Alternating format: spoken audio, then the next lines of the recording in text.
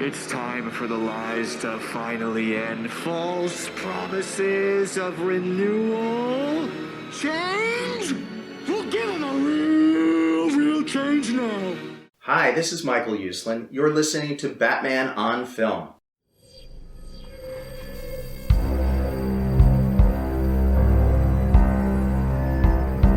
I'm vengeance. I have given a name to my pain.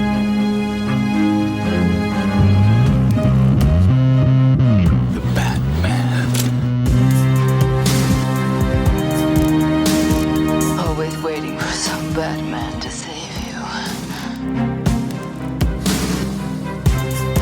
It's simple. We kill the Bat of Gotham. I'm Batman.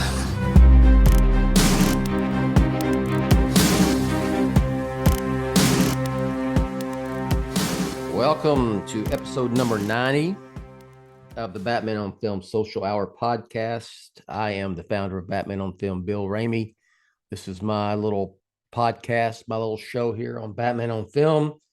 The Batman on Film, what do we call this here? The Batman on Film channel, the BOF channel. There are several shows. What do you think, Ryan Lauer?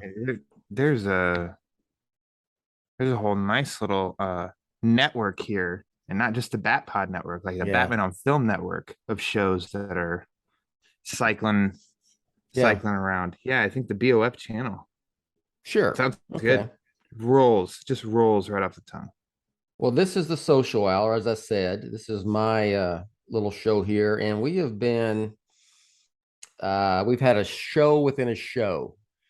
That would be the Batman chapter by chapter, and we're in the final stage. We're in the final run. We're at the home stretch here, right? Yeah. Oh yeah. Except for the fact we are doing the credits and the 2 deleted scenes. So, but regardless of that, we are getting to the end because we're at chapter 15 of the Batman. A real change. This one was all you. Real change. Right? Paul Dano? Is that you? Oh, no, it's still can I have just a little witty banter, but it's going to be related to the Batman. Show. It's related to the Batman completely. Banter. Speaking of Paul Dano,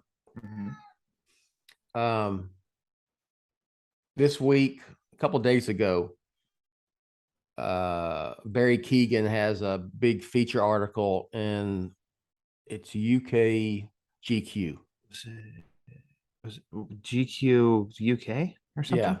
Yeah, the UK version of Gentleman's Quarterly, GQ.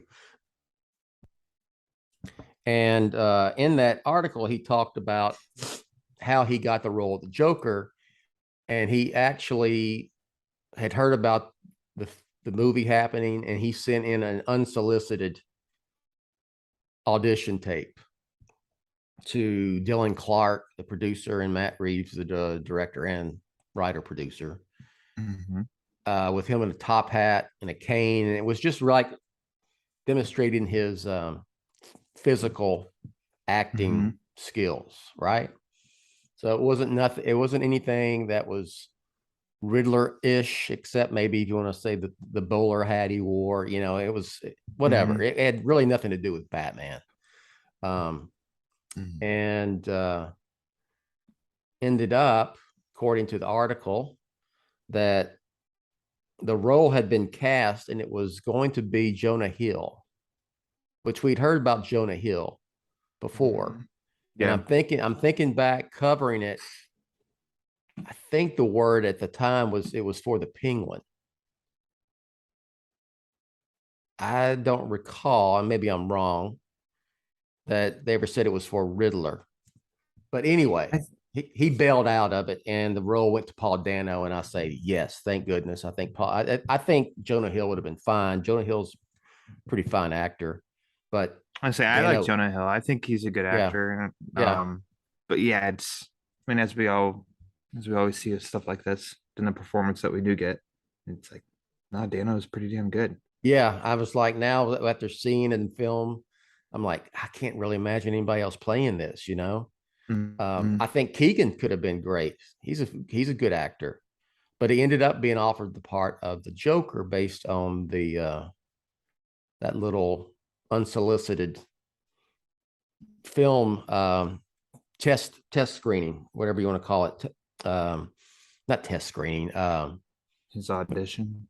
Audition Video tape. audition. Yeah, unsolicited video audition. So anyway, I thought it was interesting new little tidbit we got from the Batman after the fact here. So any thoughts on that? I mean, not many. I thought it was interesting. I mean, I thought it was kind of cool that he did it himself. It was had a little.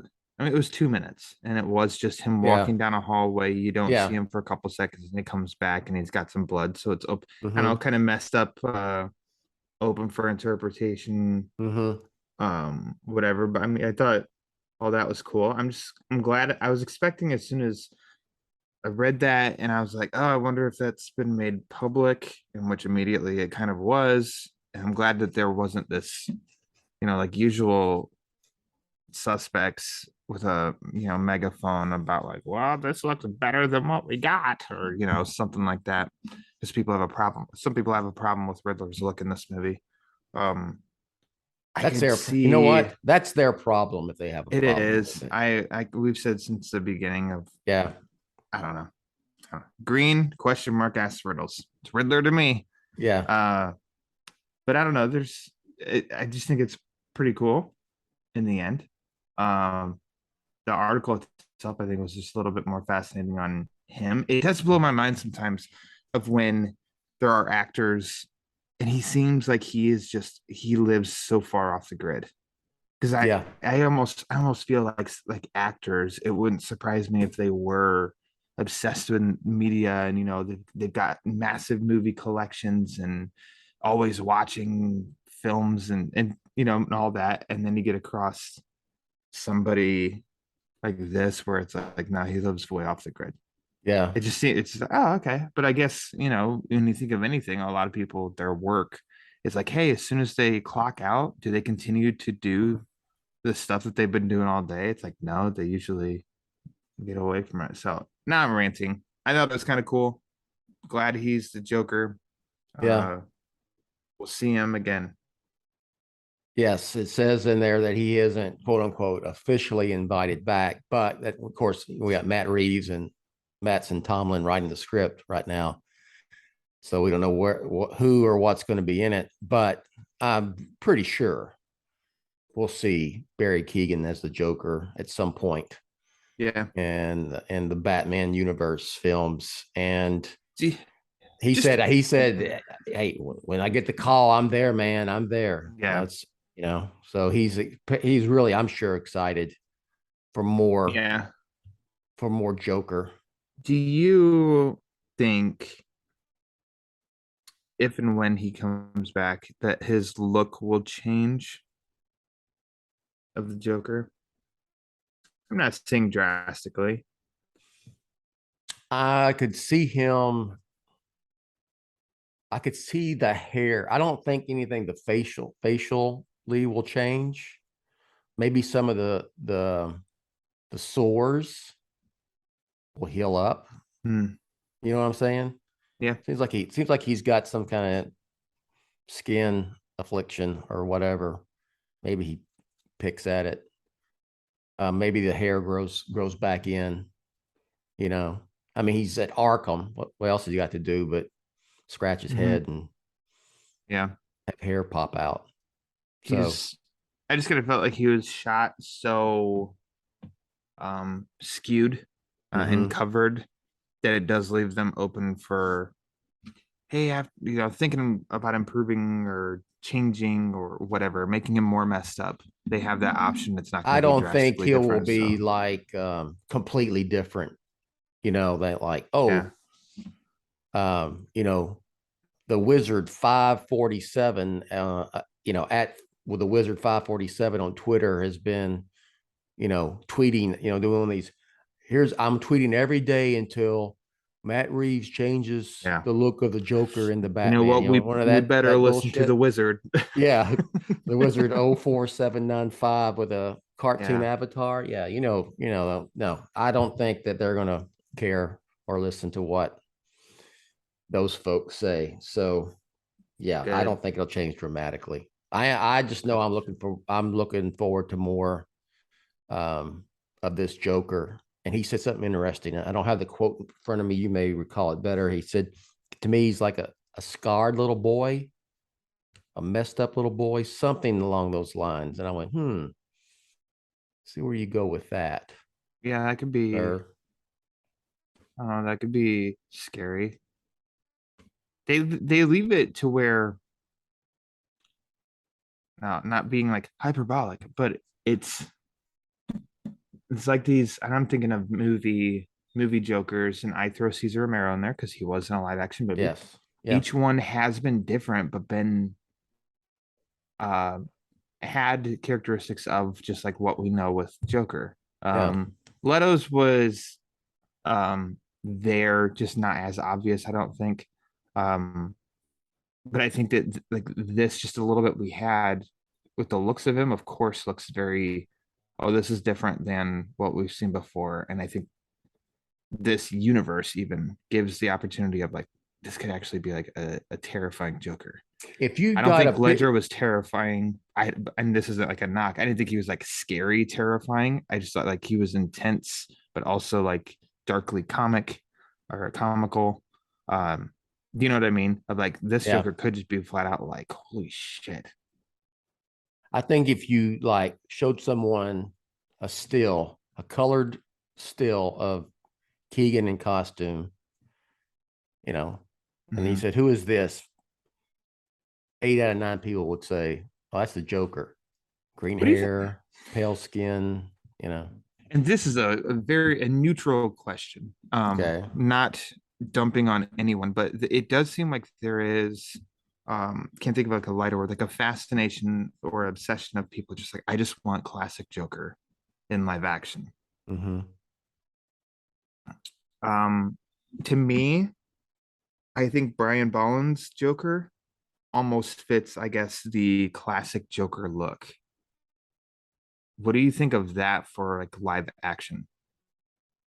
Didn't you get that with Batman 89? It's kind of how I feel.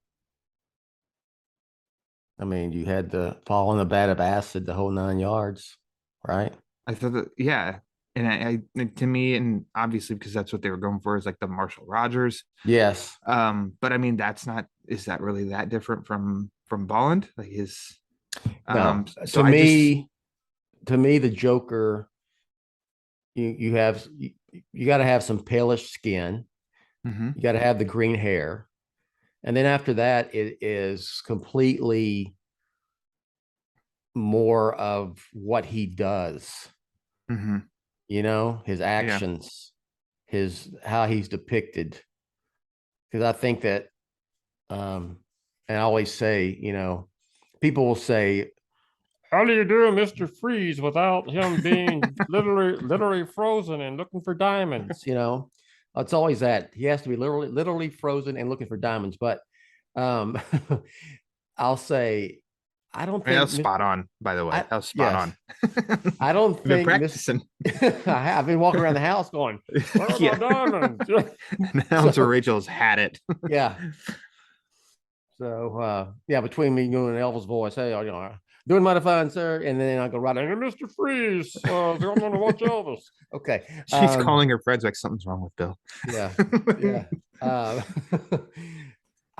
They always, they'll say, "Well, Mr. Freeze has to be frozen," and blah, blah. I say, how do you do him? Because I've said, Mr. Freeze, you could do Mr. Freeze in Matt Reeves' Batman universe, the Batman universe.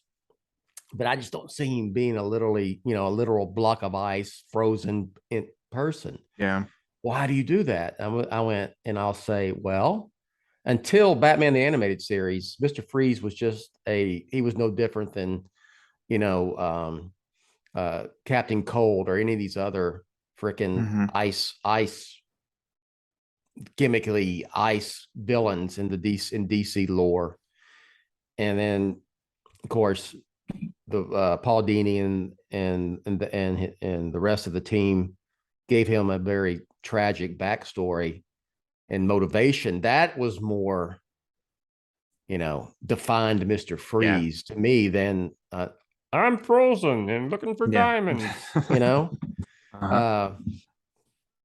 And I say the same thing about, with the Joker. And we learned that, didn't we learn that from The Dark Knight, that being perma-white does not a Joker make. Mm-hmm. So there you go. That's my take on the interpretation of these villains, from animation, comic books to quote unquote serious live action film. And I mean, I don't know. I do get it. If you have a dress, like, I don't know if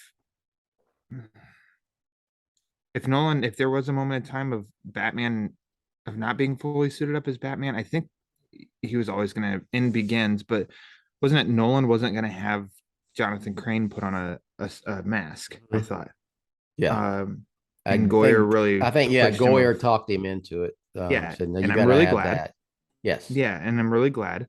But I know that also with some aesthetics of, okay, but what if you get the classic Joker look, to you, your classic Joker look, but then the character is so different? It's like, well, then I don't know. We always just kind of say we put too much in aesthetics when it's about the character itself, but yet you can't totally dismiss the look either. But I don't know. That's just something I know that there's a lot of people there. I don't know. Just this Joker who we actually literally haven't seen completely full on reveal. Got a lot of people worried of the Joker's look, which is just kind of interesting to me. And I have seen a lot of what's wrong with just a classic Joker look, and I'm not disagreeing with you, but again, I will say, you got to hold the first dark and serious live action big screen Batman blockbuster film was classic Joker to a T. Now you can argue that, well, that was Jack being Jack, but you look at him, looks like jumped out of The Laughing Fish, drawn by Marshall Rogers, what they were going for. He fell into a vat of acid. Fish and Sign of the Joker, and those two, you'll see that in Strange Apparitions, one of the most highly regarded little runs in Batman history. I don't know. You of course, you would get this if they went with quote unquote classic Joker. Then you'd have people go, "Well, you're just copying Jack Nicholson and what Tim Burton did in Batman '89." So it's like, you're not. You're in a. People. Hey, people are going to bitch no matter what. No matter what, yeah. And I mean, you think of that, especially like these days. I think these are artists making these movies. Reeves does not want to just copy anybody. No. Don't know Mattson Tomlin, but starting to know more and more of his work. It seems like he likes original, not trying to copy any of these actors. Do you think Barry Keoghan wants to copy a performance? Absolutely not. Maybe be influenced by, but that's completely different than. You look at that deleted scene, which we're going to talk about in depth in this Batman chapter by chapter series. So I don't want to go off too much of a tangent here, and we'll get back to the topic at hand in a second. But tell me that that's not the freaking Joker getting inside Batman's head. It was just Well, like I said, we'll talk about it in detail, but that scene, aesthetics aside, whether you like it or not, I was perfectly fine with it. I thought it was, scary and grotesque and cool at the same time. But his whole freaking demeanor and the way that Reeves wrote that's the Joker, Yeah. It's like people just don't like because he looks gross. Yeah. Like, well, do you want the Joker to look cute? Like, well, that's some not people a character do. that you want to look cute. Like, it's his actions that are supposed to be gross. He's supposed to look good. Well, that's on you. That's your interpretation. Okay. There's another Joker that I guess it's on you. there's another joke that looked less gross and was talking about giving Batman reach arounds. Yeah. Yeah, that's nah. Yeah. Like, no thanks. Yeah. Anyways, Okay. coming soon. Yes. There's your tease for us talking about Sure. the Joker in the All right. chapter by chapter. Let's talk about a real change. Real change now. Chapter 15 of The Batman. If you didn't know by now, we are titling A Real Change. Yeah. And it means two things, right? It's a riff off of a real change or a real change, which was Bella Real's campaign slogan. And now the Riddler wanting to just completely destroy Gotham City and give them a real change. So, so Batman, my man's back right from the get-go. Well, Bill, the same grappling gun sound effect when that would come out, and I, told you in the theater there, hit Haas and was like, "I just love that! Oh my god, it's awesome!" Yeah. When he walks towards the camera and he puts that knife back in his chest plate, Yeah. I about overheated. Like I freaking love that. I love it. I wrote it down. I love it. I don't know if was that ever mentioned in the lead up to the movie. No, about not pulling not, that out for anything. I don't think right? so, because we had the whole thing that he made that out of his parents' gun. The parents' gun. Not the parents' gun, the murder weapon the murder weapon. Yeah. Yes. Okay. So quote unquote Joe Chill's gun that Yeah. shot the Waynes. He made that out of their gun, which I know Kevin Smith. What was it, Detective 1027 or Detective 1000? Kevin Smith did a story that was like that. But that was in like 2019, and I distinctly remember us talking about it. And I said, I'm sorry, but I just don't think Matt Reeves, so close to production, changed and said, "Hey, this Kevin Smith story," and then was really hoping that I wasn't going to be wrong. But here, I just, oh my god, I just love it. Smallest thing, but it's great. Another example of, and this was in The Art of the Batman, which I highly recommend that if you don't have it, you add it to your collection. It's mentioned in there that they wanted everything in the bat suit to have a purpose. And so the chest emblem, the bat logo, is a freaking knife of some sort.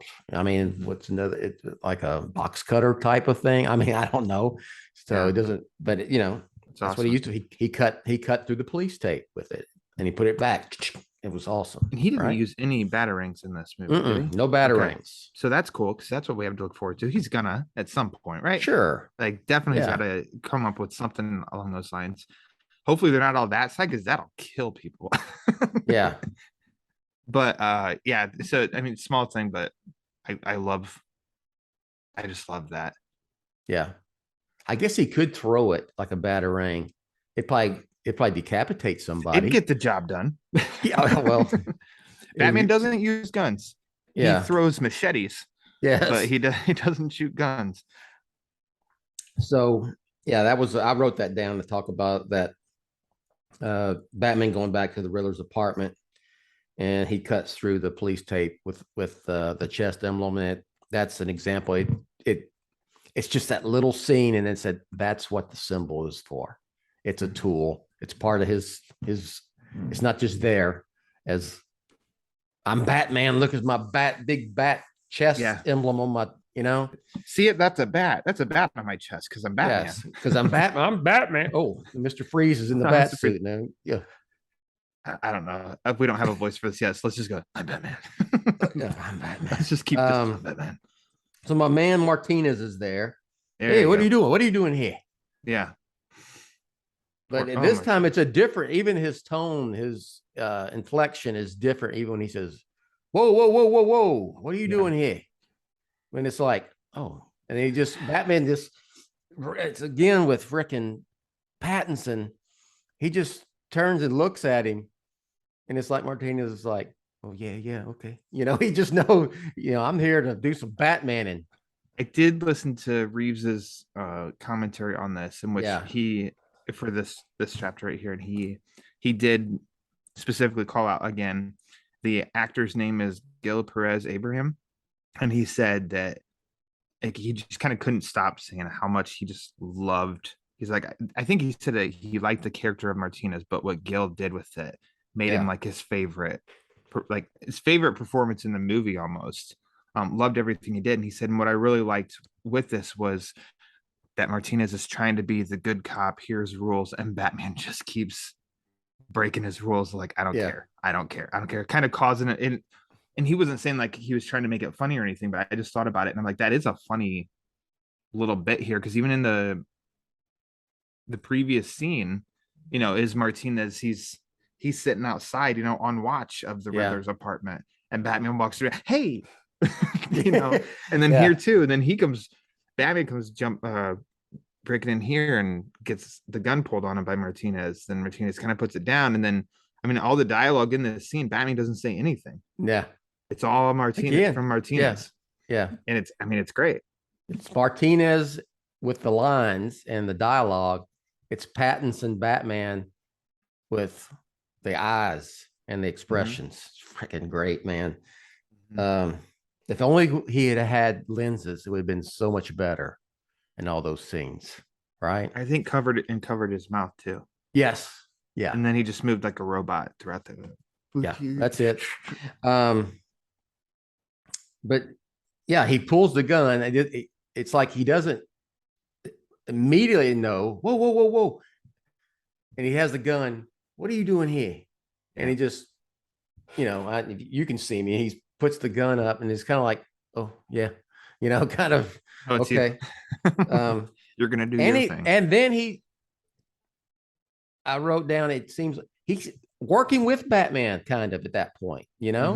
Maybe not as much, not nearly as much as Gordon, because they're partners, but Batman goes straight.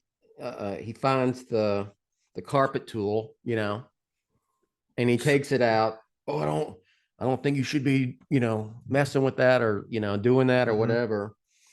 And a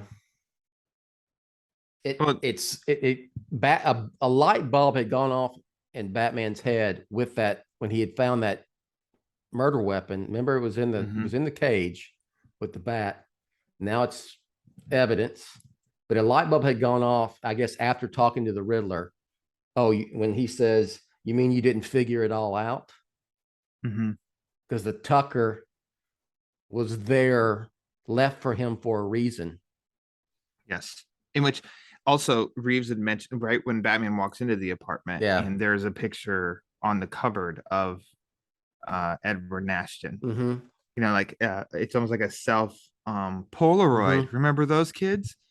Of just looking and smiling unmasked. And Reeves had said like that he really wanted that there, as if it is like where they're still taunting him at this point of like, I'm locked away, but I'm still messing shit up.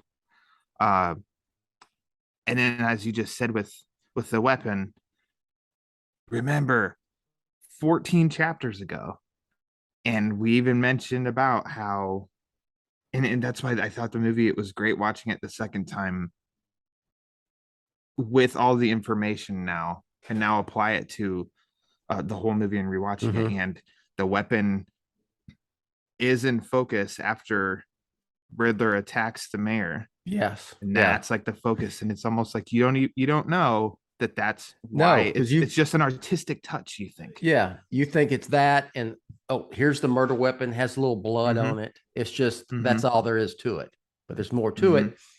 Batman at some point figures out, I got to go back. That murder weapon was left for me for a reason, and it's my man Martinez. Yeah, that mentions, that's a Tucker carpet tool. Yeah, my uncle's the installer. And then I love that Pattinson's like the eyes, but it's like the slow look, and again, as you don't need to hear Batman say, "Oh, I got it now. It's all clicking together," sort of deal at all or anything. It's like a slow look up, and he's like realizing a little bit of shit. Okay. Like, He left a carpet tool thanks to Martinez because his uncle was an installer. It's a tucker. And like you just go back to what you said. He's thinking. Piecing it He together. realizes the carpet is on the floor. As it And usually should be. Yeah. And he goes, I'm digging this shit up. So, we're going to pull it up. And what's your boy's reaction? Whoa. What are you doing? What are you doing? That's good too.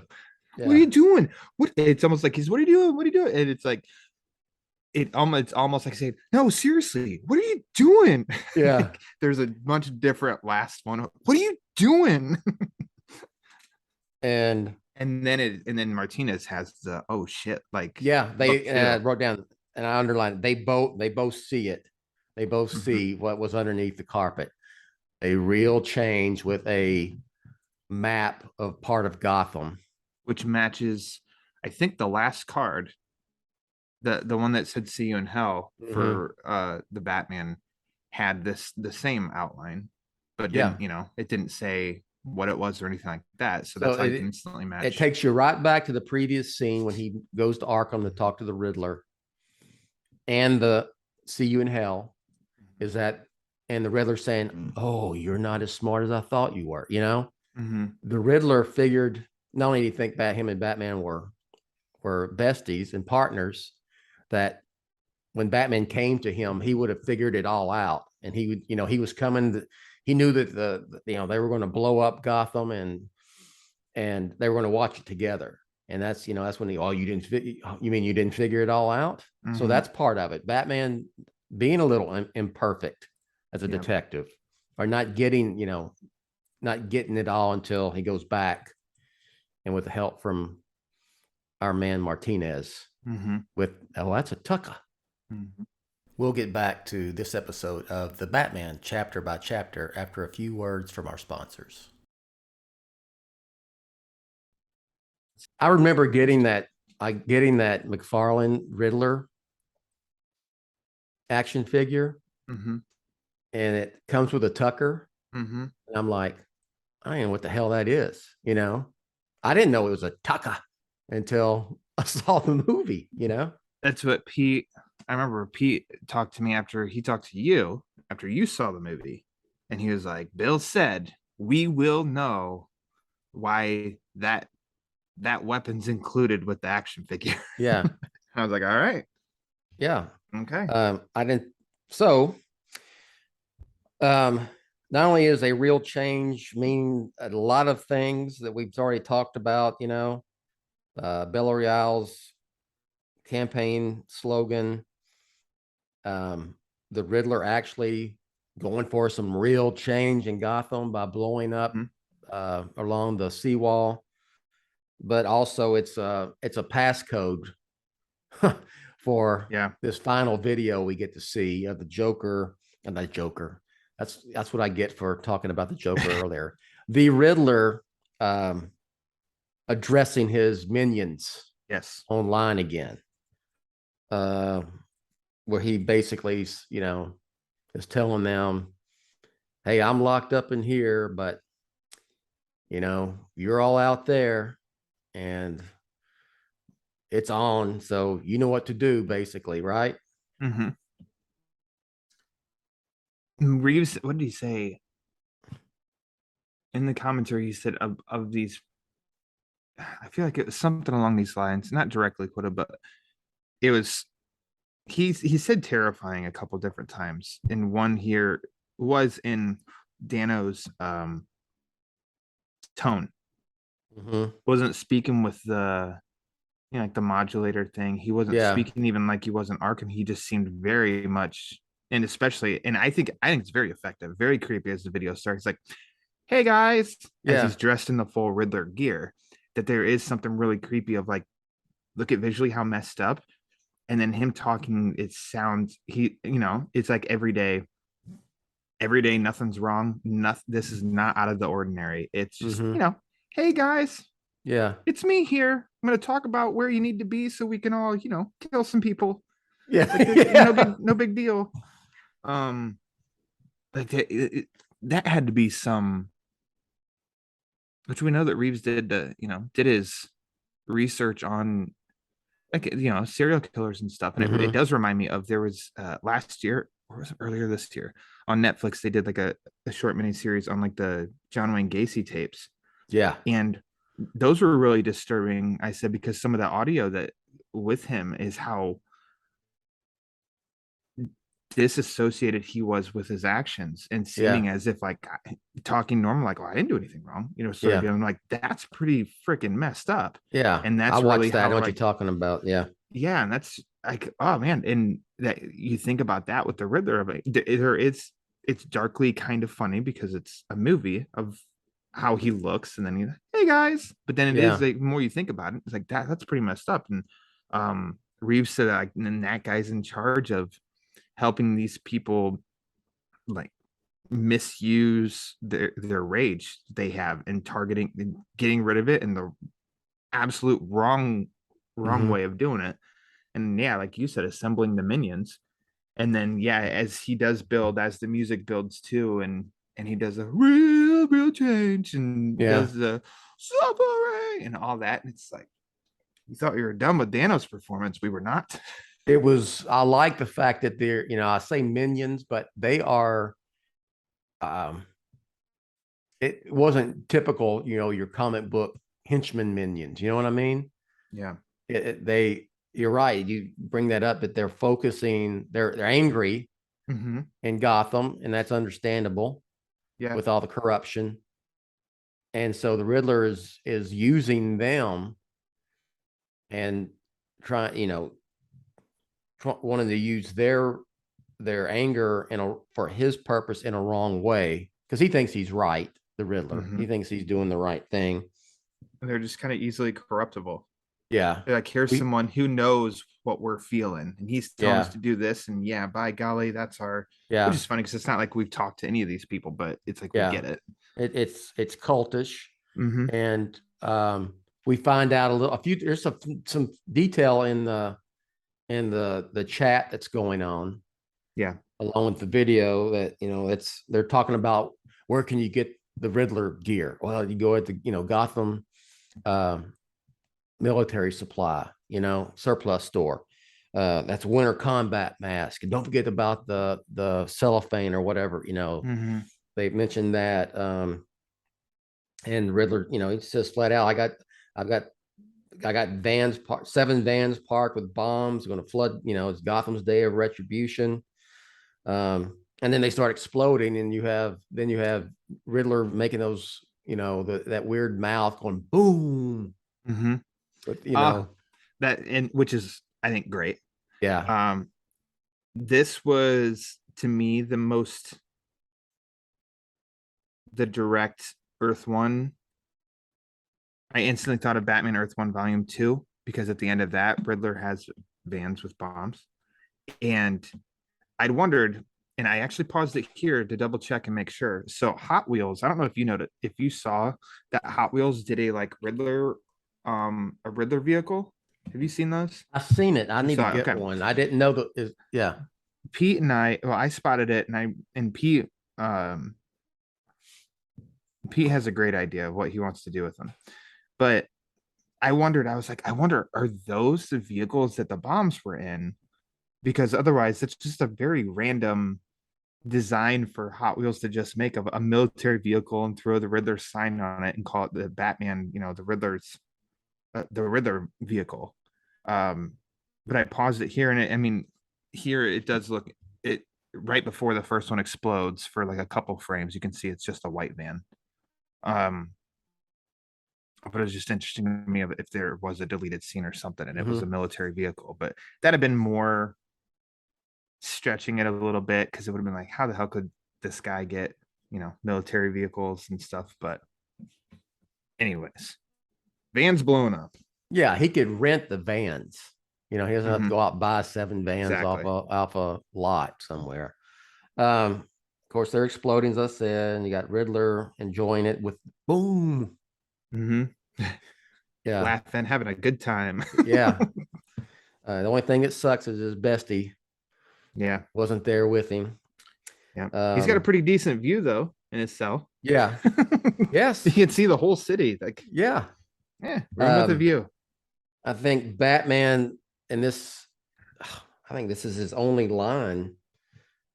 He turns to Martinez, call Gordon. Oh, Gordon. Yeah. Yeah. Yeah. And Batman takes off. He does his disappearing act. Yes, he does. We see these Riddler son of a bitches showing up with, they're all decked out in Riddler gear that they got from Gotham military surplus with their cellophane wrap and the glasses, the whole nine. I mean, they're all little Riddler army dudes now with rifles descending upon the Gotham Square Garden. And then Selena shows up on her motorcycle. So we had the celebration going on. Batman, and then he's heading that direction. Martinez is trying to get a hold of Gordon. The bombs are going off. Selena's showing up. I'm just trying to get out of town, man. You're gonna have to go like everybody else and blah blah blah blah blah.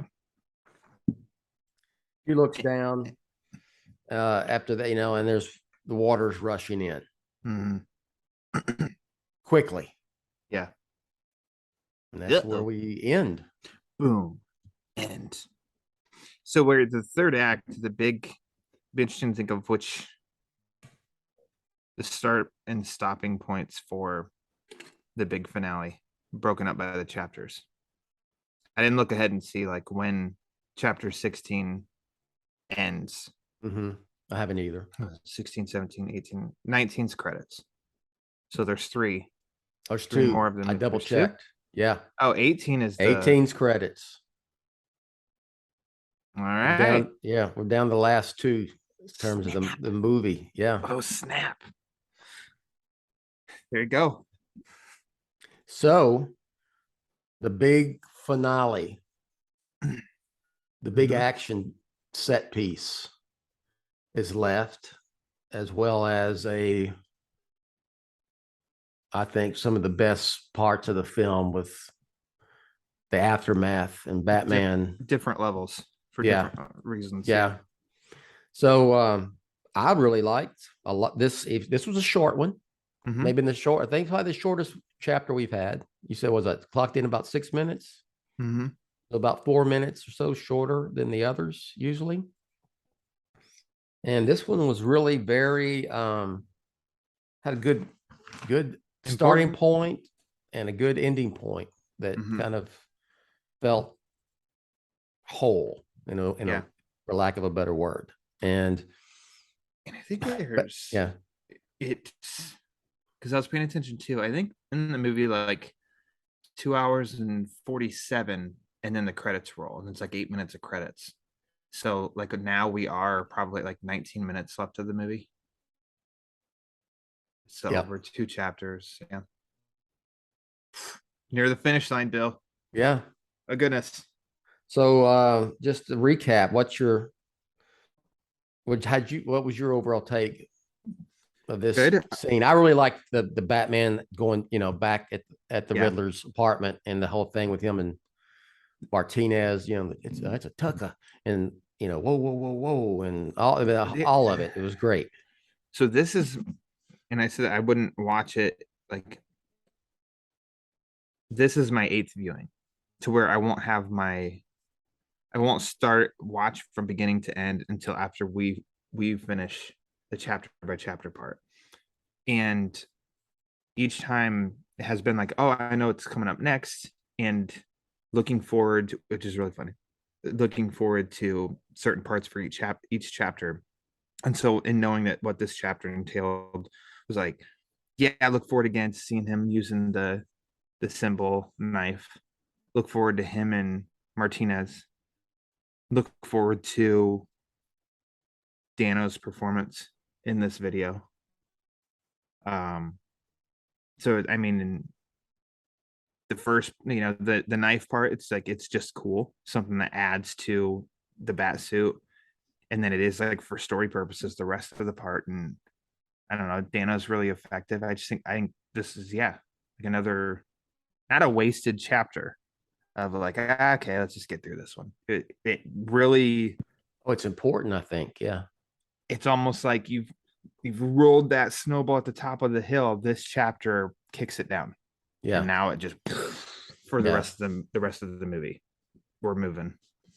I have never watched a movie like this where I've broken it up by scene or chapters. Yeah. And it's really, this has given me for sure. I've picked up some things every time I watched it and focused in on just this 9 to 10 minute block.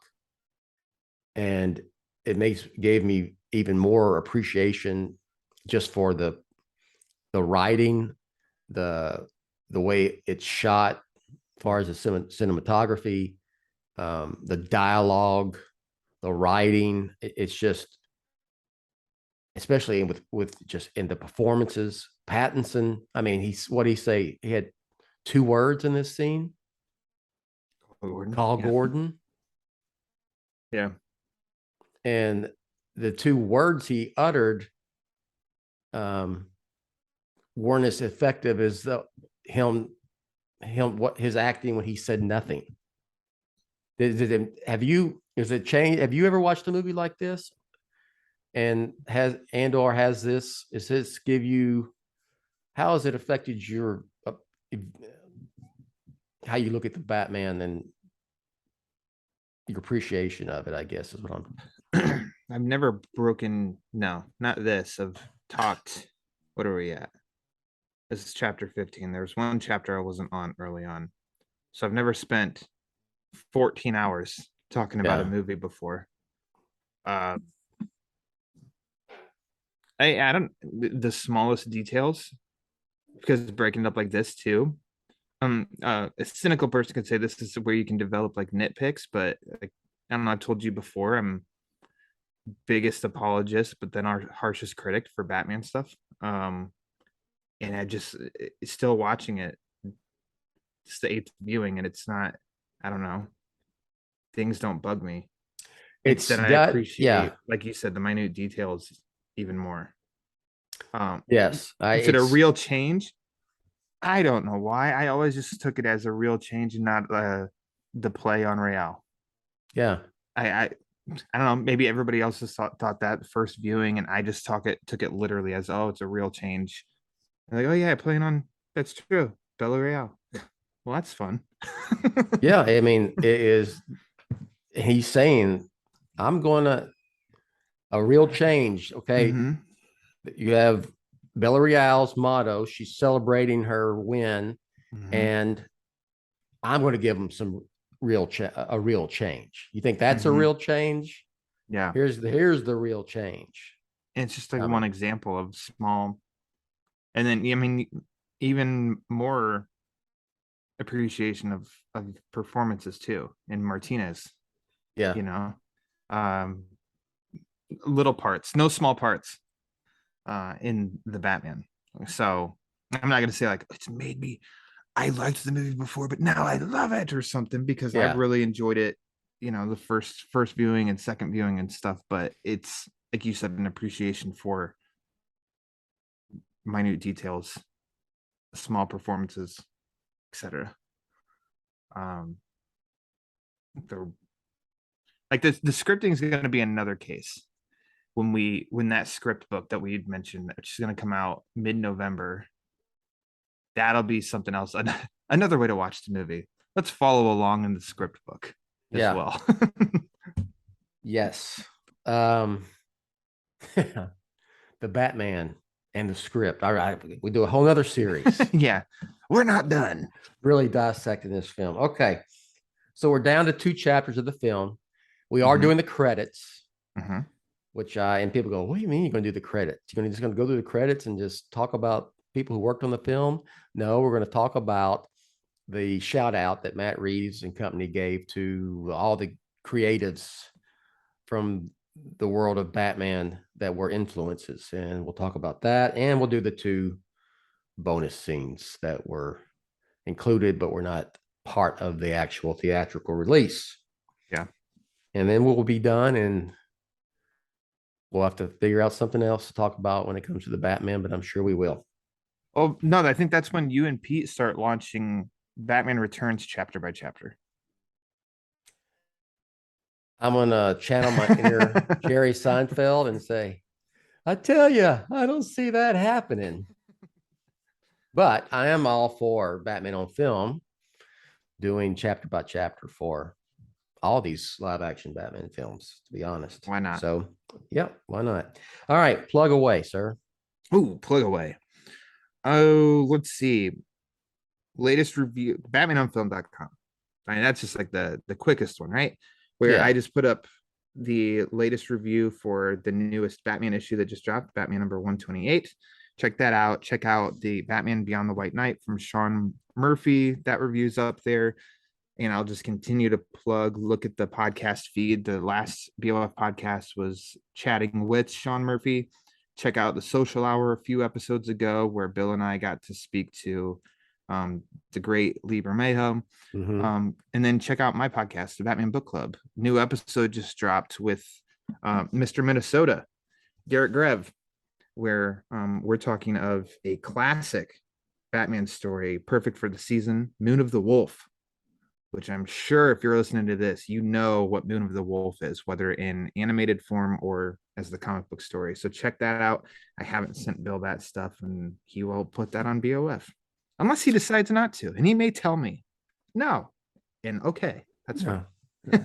It'll be there. Going off just real quick, you said wolf.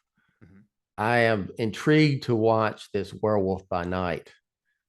That's going to be a Marvel production on Disney Plus. And I'll tell you why, because I like that I'm a fan of the old school Universal monster movies. You mean those? Yes. The classic monsters? Yes.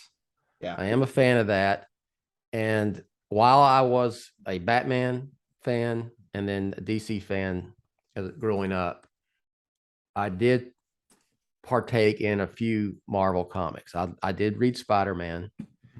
And then in the around 77, later 70s, when the Incredible Hulk TV show was on with Lou Ferrigno and Bill Bixby, I got a bunch of Hulk comics, but I have several as even a younger kid, early 70s, early to mid 70s, during the 70s. I have several Werewolf by Night comics that I purchased because I liked that. So you had Spider-Man, Hulk, and then someone said, "Did you ever read any Marvel?" Yes, I read Spider-Man, I read some Hulk, and I read some Werewolf by Night. That would be basically it. No X-Men, no Fantastic Four, no Iron Man, none of that. But that probably goes back because I did like the old classic Universal monster movies, and Michael G. I always liked directing it and scoring it. Yeah.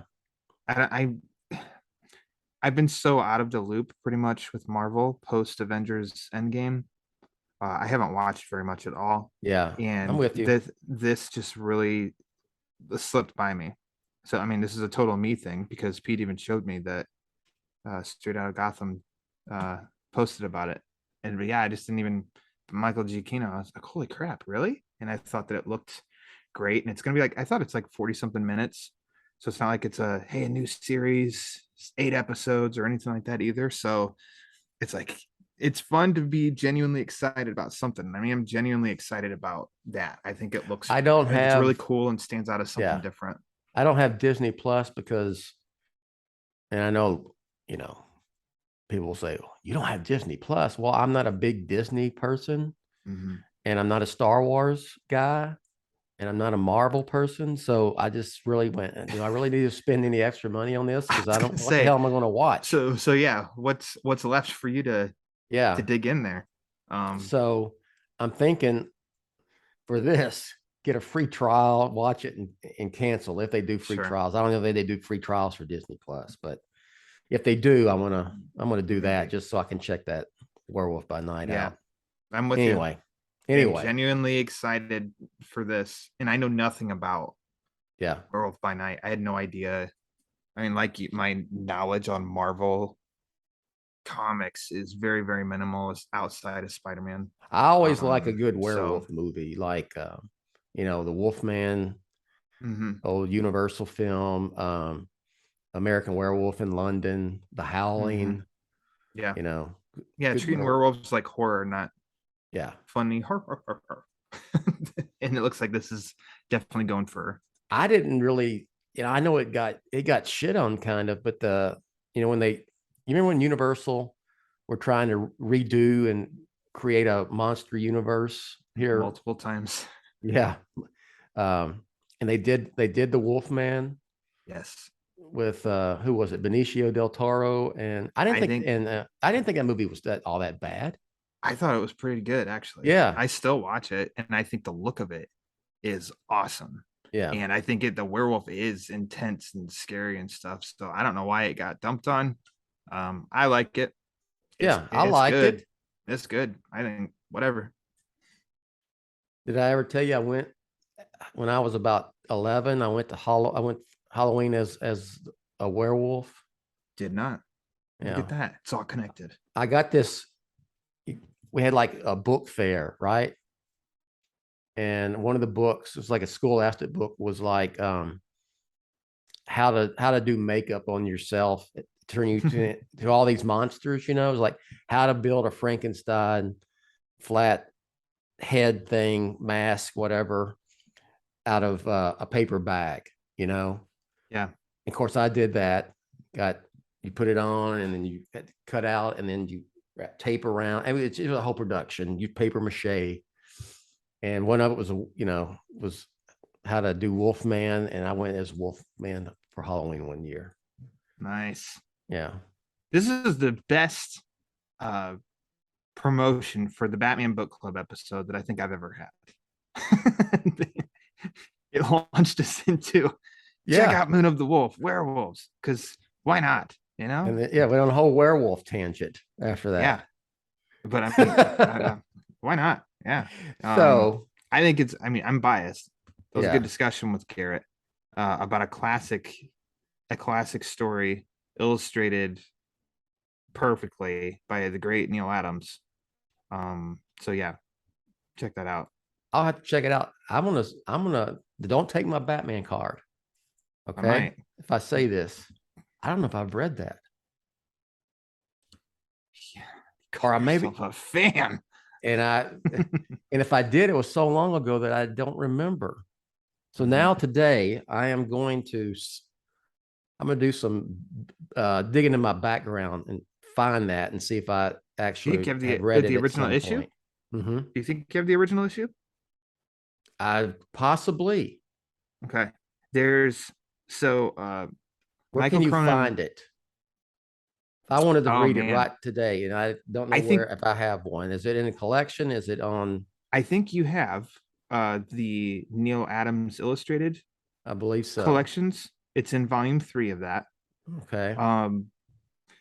Michael Cronenberg, who's a co-writer for the Batcave companion book, he told me that